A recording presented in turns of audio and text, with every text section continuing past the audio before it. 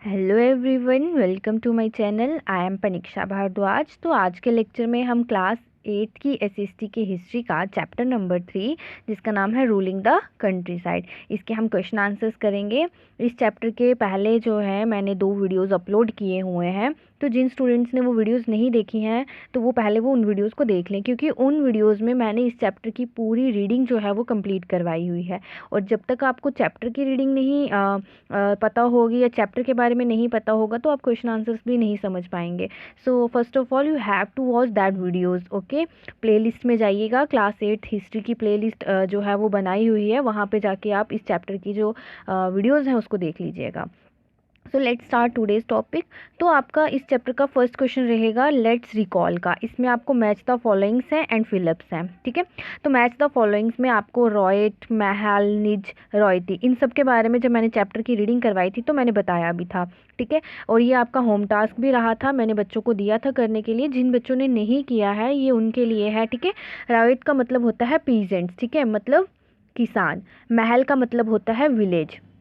Then उसके बाद निज, निज का मतलब है cultivation on planters on land, यानी कि खेती बाड़ी करना उस प्लांटर की अपनी ही लैंड पे, ठीक है। यानी कि एक प्लांटर है जो मतलब पेड़ पौधे लगा रहा है या किसी भी चीज़ की कल्टीवेशन कर रहा है, वो अपनी ही ज़मीन के ऊपर क्या करेगा, खेती बाड़ी करेगा।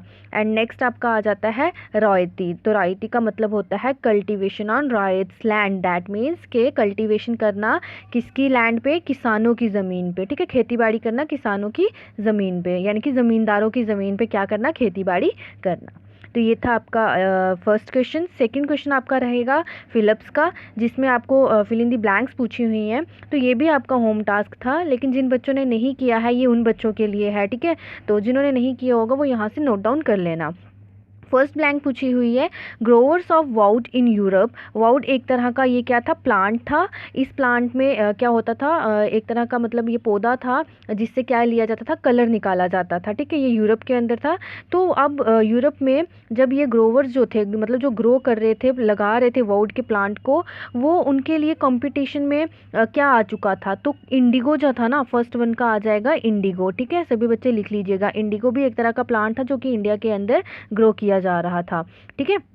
देन उसके बाद जो है सेकंड पूछा हुआ है कि the demand for indigo increased in late 18th century Britain because of, यानी कि 18th सेंचुरी के एंडिंग में जो डिमांड थी इंडिगो प्लांट की या इंडिगो कलर की, वो बहुत ज़्यादा बढ़ चुकी थी ब्रिटेन के अंदर। क्यों? क्योंकि कॉटन की प्रोडक्शन बहुत ज़्यादा मतलब हो रही थी, बहुत ज़्यादा क्वांटिटी में कॉटन को प्रोड्यूस किया जा रहा था, और उस कॉटन को प्रोड्यूस करके फिर उसको कलर देना था, इसीलिए इंडिगो की जो डिमांड थी ना ब्रिटेन के अंदर वो बहुत ज़्यादा बढ़ गई थी। तो यहाँ पे आप क्या लिखिएगा, एक्सपेंशन ऑफ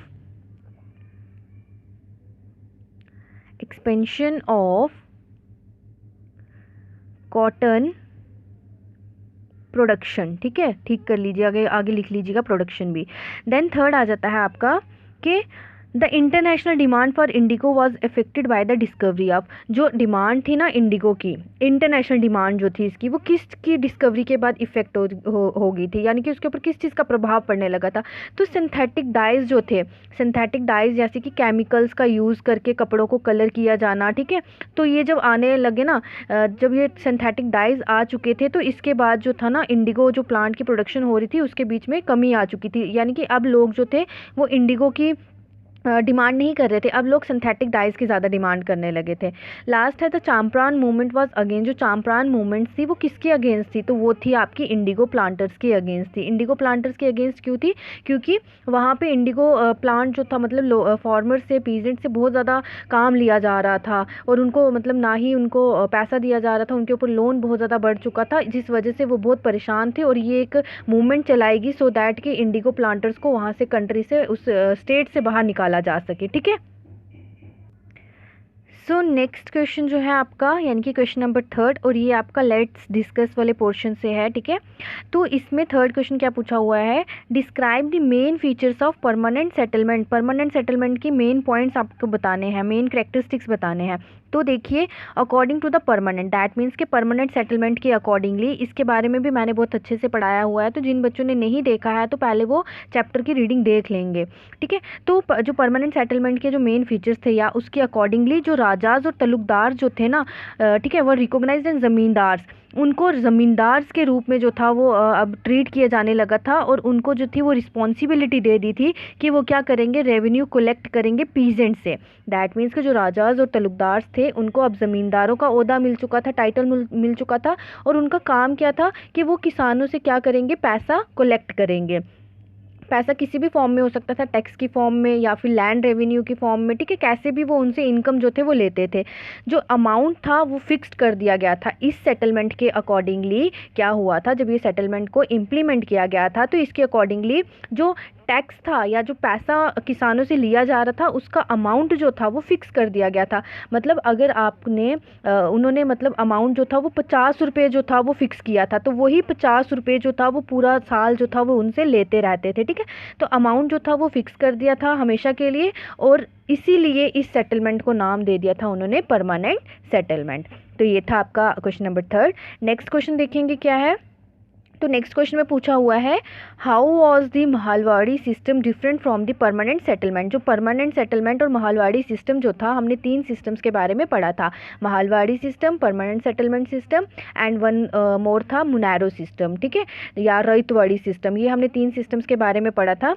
तो इन सिस्टम के अकॉर्डिंगली यहाँ पे ये पूछा हुआ है कि आपने सिर्फ महालवाड़ी सिस्टम और परमानेंट सेटलमेंट सिस्टम के बारे में बताना है कि ये दोनों एक दूसरे से अलग कैसे थे, ठीक है। पहले हम परमानेंट सेटलमेंट देख लेते हैं।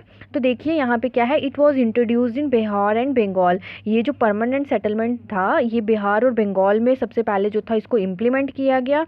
इसकी डेट क्या थी, 1793 में इसको लागू किया गया था।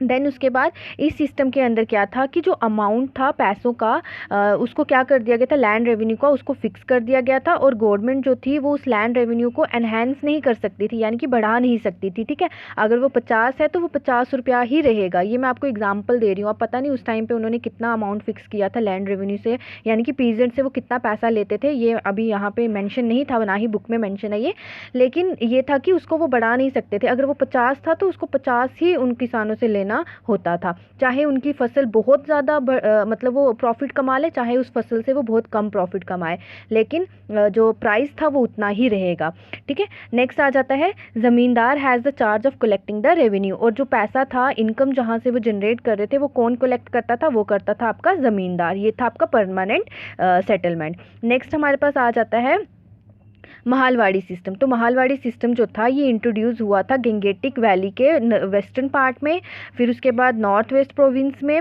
सेंट्रल इंडिया और पंजाब के कुछ पार्ट्स में इसको इंट्रोड्यूस किया गया था।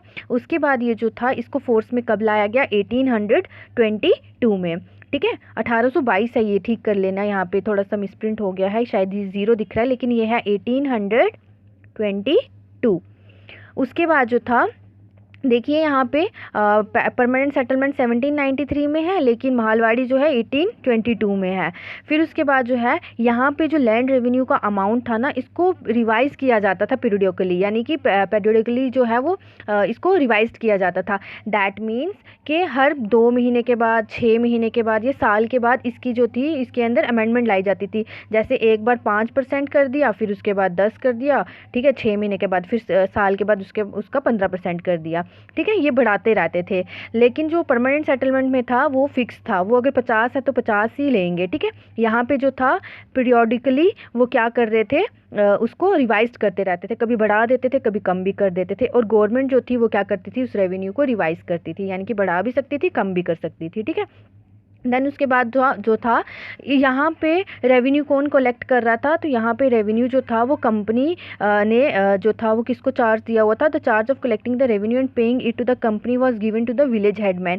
दैट मीन्स कि यहाँ पे जो चार्ज था वो रेवेन्यू को कलेक्ट करने का, और फिर उसको कलेक्ट करने के बाद कंपनी को वापस दे देना, ठीक है। ये किसके पास था, जो गाँव का बड़ा मुखिया होता था ना, जैसे सरपंच हो गया, पंच हो गया, उनके पास ये अधिकार होता था, और वो क्या करते थे, पीजेंट से रेवेन्यू कलेक्ट करके फिर फिर उसको कंपनी को पे कर देते थे। तो ये था आपका क्वेश्चन नंबर 4। इस तरह से परमानेंट सेटलमेंट और माहलवाड़ी सिस्टम जो था वो एक दूसरे से डिफरेंट था। नेक्स्ट हमारे पास आ जाता है give 2 problems which arose with the new Munro system of fixing revenue. ठीक है, मुनायरो मैंने अभी बताया, इसको रायतवाड़ी सिस्टम भी बोलते हैं, जहाँ पे रायत जो थे वो काम करते थे अपनी ज़मीनों के ऊपर, ठीक है, या किसी ज़मींदारों की ज़मीनों के ऊपर। तो यहाँ पे ये बोला है कि आपने 2 प्रॉब्लम्स बतानी है, 2 मुश्किलात बतानी है जो कि नए मुनायरो सिस्टम ऑफ फिक्सिंग रेवेन्यू के साथ पैदा हुई या उसके साथ जनरेट हुई।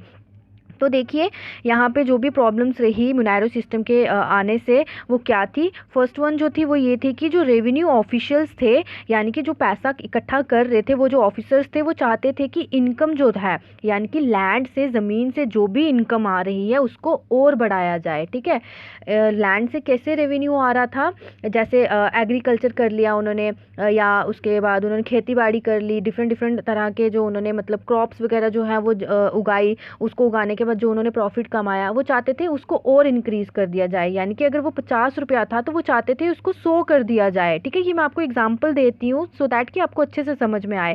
ठीक है, तो वो चाहते थे, रेवेन्यू ऑफिशियल्स चाहते थे कि इनकम जो लैंड से आ रही है उसको और इंक्रीज कर दिया जाए। हैंस उन्होंने क्या कर दिया, दे fixed very high revenue demand. उन्होंने बहुत ज़्यादा मतलब पैसा जो था उन किसानों के ऊपर थोप दिया, यानी कि उन्होंने अगर पहले वो 50 ले रहे थे तो शायद अब उन्होंने 200 कर दिया कि भाई आपको हमें 200 रुपया जो है वो देना ही पड़ेगा। ठीक है, तो ये बहुत ज़्यादा हो चुका था किसानों के लिए। एक तो वो पहले लोन ले रहे थे अपनी खेती बाड़ी के लिए, फिर ऊपर से उनको ये पैसा जो था उनको देना भी पड़ता था, उसके बाद लोन का इंटरेस्ट भी चुकाना पड़ता था। तो ये सारी चीज़ें जो थी ना, ये पीजेंट्स के लिए एक प्रॉब्लम ही जो थी वो क्रिएट कर रही थी। दैट्स वाई इसको एक प्रॉब्लम का नाम दिया गया। नेक्स्ट आ जाता है peasants were not able to pay the revenue. यही चीज़ मैंने अभी आपको ऊपर बताई कि जो किसान थे वो इस रेवेन्यू को पे नहीं कर पा रहे थे, और जो रॉयट्स थे, रॉयट्स यानी कि जो पीजेंट्स थे उन्होंने क्या किया, फ्लड द कंट्री साइड, यानी कि गांव ग्रास के जो एरियाज थे, विलेजेस जो थे उनको छोड़ दिया और कहीं और रीजन्स में जाके वो अपना घर जो था उन्होंने बसा लिया, वहाँ जाके रहने लगे और काम करने लगे। नेक्स्ट हमारे पास आता है why were ryots reluctant to grow indigo. That means कि जो रॉयट्स जो थे, यानी कि पीजेंट जो थे, किसान जो थे, वो अनुच्छिक यानी कि मतलब उनकी ये डिज़ायर क्यों नहीं थी, वो क्यों नहीं चाहते थे कि वो इंडिगो को क्या करे, ग्रो करे, पैदा करें या उसको उसकी प्लांटेशन करें, वो क्यों नहीं चाहते थे। वो क्यों नहीं चाहते थे उसका भी रीज़न है। अब क्या था कि जो प्लांटर्स थे paid a very low price for Indigo. Planters यानी कि जो बाहर से आए हुए थे ना, जो मतलब यहाँ पे आके इंडिया के अंदर आके क्या कर रहे थे, अपनी खेती बाड़ी कर रहे थे या फिर अपना जो था यहाँ से इनकम जनरेट कर रहे थे, वो जो प्लांटर्स थे ना, उन्होंने क्या किया, उन्होंने इंडिगो के लिए, जैसे उन्होंने किसान जो थे, तो जो प्लांटर्स थे ना, उन्होंने क्या किया हुआ था, हायर किया हुआ था, यानी कि रेंट पे किसानों को लिया हुआ था, और वो उन्होंने ज़मीनें भी ऐसे रेंट पे ली हुई थी, लीज़ पे ली हुई थी, एग्रीमेंट्स पे ली हुई थी।